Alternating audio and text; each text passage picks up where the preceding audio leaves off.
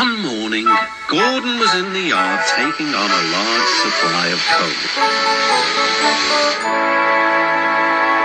"That's the third load of coal you've had today, Gordon," said James. "Some might say you're being rather greedy." "I'm an important engine," replied Gordon. "Important engines need plenty of coal, but I doubt if you would understand that, James." James snorted and went about his work. Later, Gordon was taking on water from a standpipe because the water tower was under repair. "I wouldn't drink too much of that water if I were you, Gordon. It might give you boiler ache." "Pah," said Gordon. "What's this? Educating Gordon Day? First James and now you, Duck.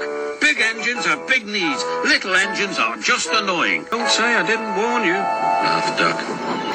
Later, Gordon steamed into the yard at the big station. "That's what I need," exclaimed Gordon. There, emerging out of the sheds, were two shiny tenders. "Now, if I had two tenders," said Gordon, "I wouldn't need to stop so often, and I wouldn't have to listen to silly little engines." "Those tenders belong to a visitor," replied his driver. Diesel sidled up alongside. "Everyone knows that tenders are a mark of distinction, but I'm afraid that no amount of tenders will save you in the end. We diesels are taking over, and we don't need tenders to make us important, not even one." Gordon was most upset. He was feeling just the same the next day. "I'm not happy." "I know," put in Duck brightly. "It's boiler ache." "It's not boiler ache," protested Gordon. "It's—" "Of course it is," interrupted Henry. "That water's bad. Your boiler must be full of sludge. Have a good washout, then you'll feel a different engine." "Don't be vulgar," huffed Gordon. He backed down onto his train, hissing mournfully. "Cheer up, Gordon," said the fat controller. "I can't, sir. Is it true what Diesel says, sir?" "What does he say?" "That diesels are taking over." "Don't worry, Gordon, that will never happen on my railway." "And one more thing, sir. Why did the visitor have two tenders?" "Because he lives on a railway with long distances between coaling depots." Gordon felt better. But Henry started complaining. He banged some trucks angrily. "Always work hard enough for two," he puffed. "I deserve another tender."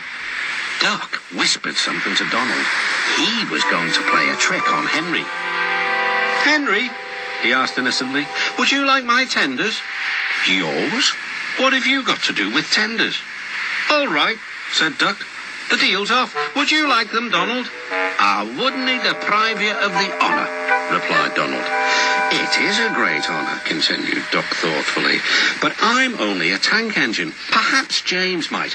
"I'm sorry I was rude," said Henry hastily. "How many tenders have you, and when could I have them?" I have 6, and you can have them this evening." "6 lovely tenders," chortled Henry. "What a splendid sight I'll be." Henry was excited all day. "Do you think it'll be all right?" he asked for the umpteenth time. "Of course," said Duck. "They're all ready now." The other engines waited where they could each get a good view. But Henry wasn't a splendid sight at all. His 6 tenders were very old, dirty, and filled with boiler sludge. "Had a good washout, Henry," called a voice. "That's right. You'll feel a different engine now." Henry was not sure, but he thought the voice belonged to Gordon.